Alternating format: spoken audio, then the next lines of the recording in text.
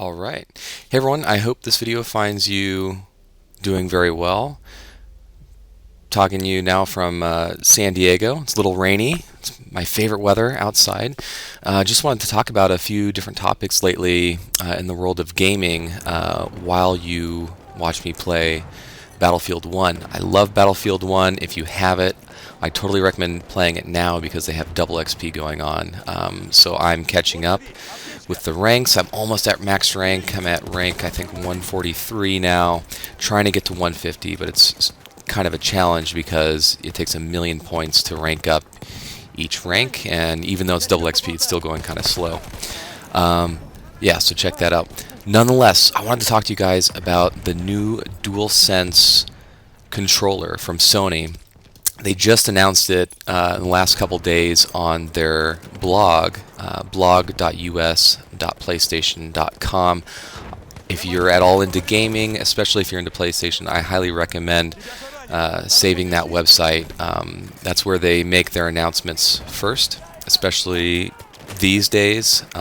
They've had this website, I mean, ever since the early days of PS4, I think. And so they recently shared the road to PlayStation 5, where Mark Cerny, the developer or the chief designer of the PlayStation 5, talked about kind of the background and the goals of the PlayStation 5, how they want to develop the system, and I'd love to talk about that later, just my impressions of it.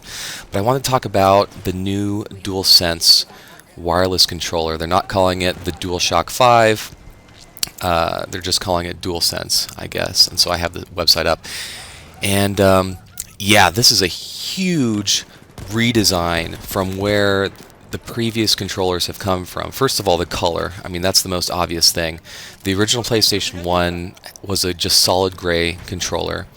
The PlayStation 2, 3, and 4 controllers were solid black, but it worked. I mean, they looked amazing. And so for the first time, we have a dual tone black and white controller, and what's so amazing is I really like what they did with the touchpad on the sides where that blue light is, and I'm sure it's going to have the same kind of basic features as the PlayStation 4, where that light is going to show what player you are, or if a game like GTA 5, if you're low on health, it's going to go yellow or red. But actually, I'll start out with my with the bad. So what I don't like about this controller is I was really hoping that they would get away from the touchpad. I am not a fan of the touchpad at all. Personally, I think it's a waste of space. I can't think of any games where I actually use the touchpad on the PlayStation 4. It really is worthless. I mean, you can use it, I guess, technically to scroll, like if you wanted to type something, but that's so much slower and less accurate than just using the D-pad. I can't really think of really any game where that was absolutely necessary, or where just using the controller normally wasn't more efficient. And while I think... So, okay, yeah, I'm a little disappointed with that. I mean, we'll see how the developers use that going forward now that they're all in, 2 generations using this touchpad. Wish it wasn't like that, but whatever. Second thing I don't like is having to do with the color. They got rid of on the face buttons, the triangle, circle, X, square. For the first time, it's no longer colored. Before, the triangle was green, the circle was red, the X was blue, and the square was pink. Now it looks like the base controller, default controller, is just going to be just solid. I don't even know how to describe it. I mean, you just got to look at a picture of it. It looks kind of weird. Just a kind of a see-through plastic. Looks kind of bland. So, but I've seen other mock-ups online, and I'll try to put it on the screen if I can find it again, but hopefully they offer this in some other colors. I think it's really cool that they have the PlayStation button in the middle. That's just the shape of the PlayStation symbol. That's really awesome, but what I wish that they would do, and I hope what they do, is actually fill that in with color. I think it's kind of lame just to have that black PlayStation logo. I think they should fill it in. And actually, I'm holding a PlayStation 4 controller, and I'll talk about what I remember my first impressions of the PlayStation 4 controller being 7 years ago when the PS4 came out. But I'm going to finish my thought here. So, first thing I don't like is the touchpad. They're bringing that back. I'm not a fan. I think it's a waste of technology, waste of space. Two, the colors of the face buttons, the triangle, circle, X, square, and I hope they fill in the color on the PlayStation button there. Third thing I don't really care about is the speaker or the microphone in the controller. We're going to see how it works. I think it's kind of unnecessary, but I can understand if you don't have the headset on you and you just want to say, like, give a quick voice message. I could see how that actually would be pretty convenient. But as far as talking for a long time, that might be kind of weird, especially, if you're playing, and while you're playing, you can hear the buttons clicking, clacking, and I'm sure that will mess up, the mic and what the other person hears. Okay, so let's talk about the great things. I'm so happy that they kept the speaker in there. That is awesome. If you've ever played, again, going back to Grand Theft Auto 5, it was just such a small little feature that when you're getting chased by the police, you would hear their radio frequencies, them describing your location, describing your vehicle. That just added a whole nother layer of realism, and I thought that was very cool. I'm glad they kept that in. Hopefully more developers use it, because other than Grand Theft Auto 5, I can't think of any other games that use that speaker all that well. But that's just one example of what they could use. Hopefully more developers use that. But probably the best thing overall, what seems like with this new DualShock 4, is that finally they're supporting USB-C. That's going to be amazing for a number of reasons. First of all, just convenience, because now everything is USB-C. I'm a huge Samsung fan. Maybe in one of my later videos I'll talk about my experience with Samsung and why I'm a huge Samsung fanboy. I've had a tablet, Tab S4 for like over 2 years now. I've had a Galaxy S8 Plus for about 3 years, just about, and both of them use USB-C. Apple is switching to USB-C. USB-C can not only pass so much data, but it's better with charging devices as well. You can even charge laptops now. I mean, that's how much power that these USB-C plugs have, is that you can actually charge a laptop, however many watts that is, and that's pretty cool. And so that's going to be nice, because the way the PlayStation 3 has been is they used kind of that USB, what's it called, like USB-B or something. I think PS4 it's like mini USB, but and I was actually kind of reminded today because my brother-in-law, he's still playing on the PlayStation 3, and the cord to plug to charge his PS3 controllers, that cable is no longer working, and there is no other device that really uses that kind of USB, which is ridiculous. I mean, USB in its name, it's supposed to be universal, and it's really lame that you can't just plug and play all these different devices. There's so many different USBs that it's kind of frustrating. I have a hard drive that has another type of USB, and on that hard drive, and then on my Galaxy S5 that I had, those are the only places I've ever seen that type of USB. So I'm glad that they're finally going with something universal.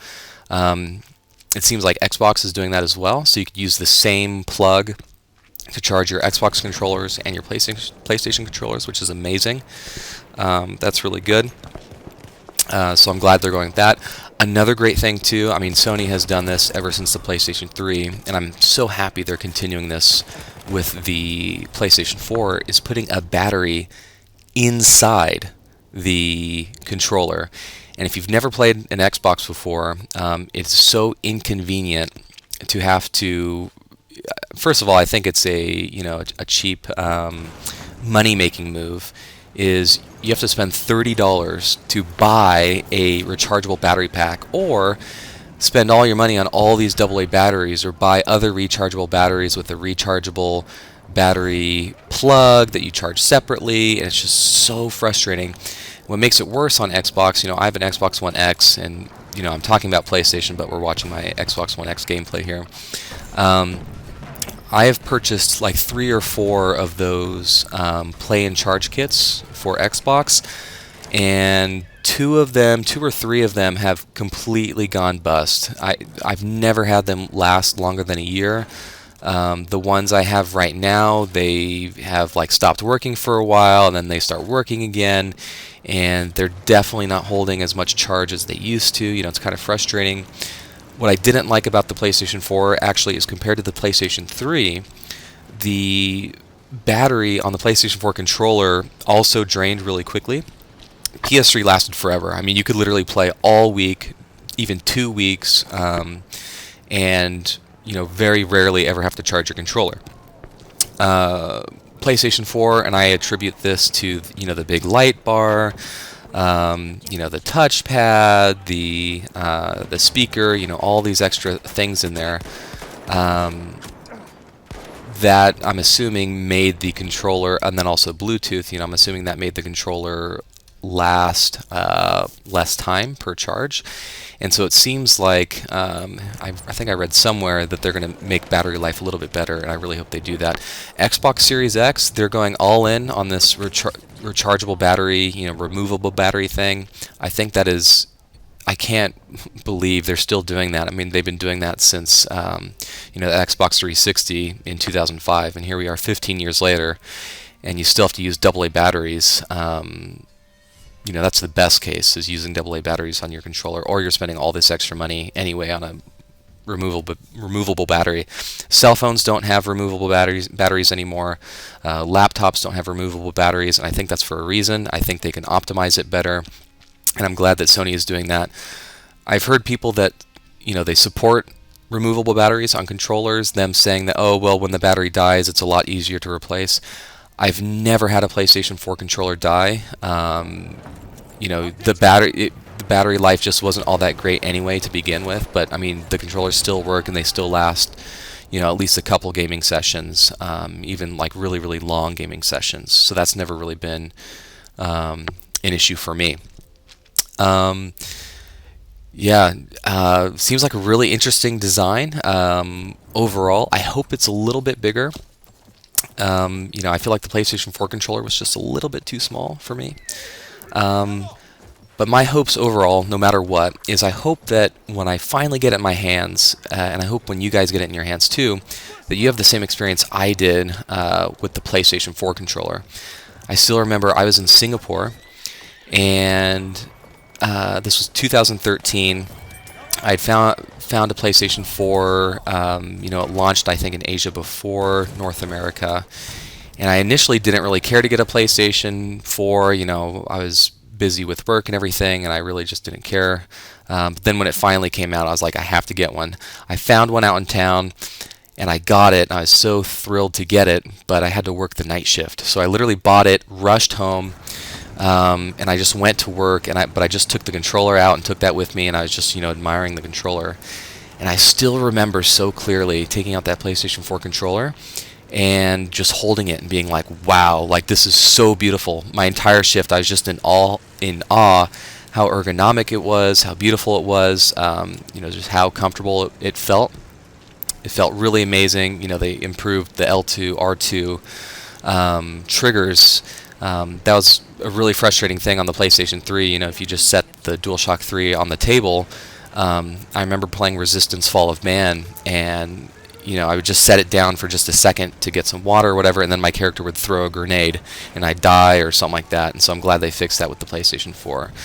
As far as problems with the PlayStation 4 controller, otherwise that I hope they fix, I really just hope it's a little bit bigger. I'm holding it in my hands right now, and it,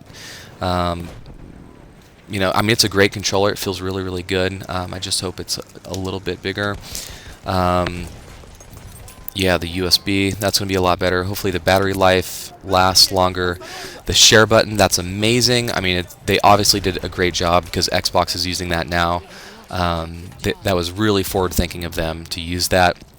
I find it interesting that their options button no longer says options, and also their share button no longer says share. But what's funny is their option button actually is the same symbol as on Xbox now. So that's pretty funny. Xbox took their idea with the share button, and PlayStation, Sony is taking their idea with what the options button looked like.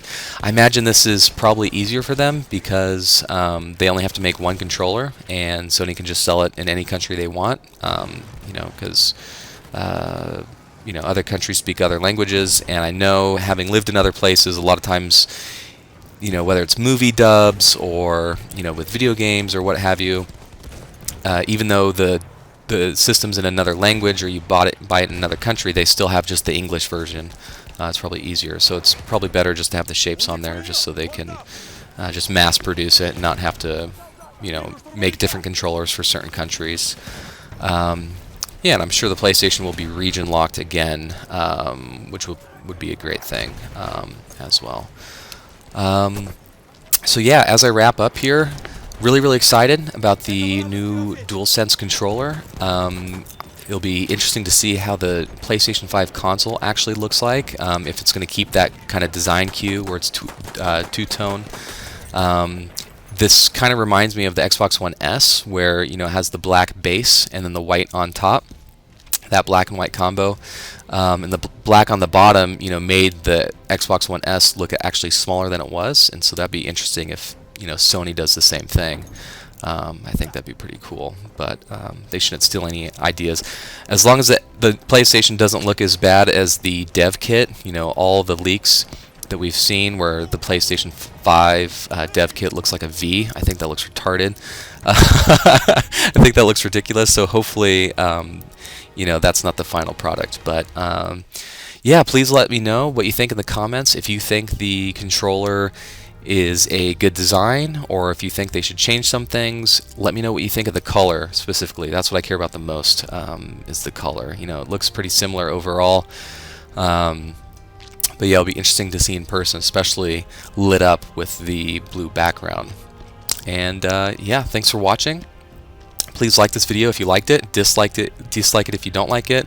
Let me know what you want me to talk about in future videos, and yeah, stay safe, and thanks for watching.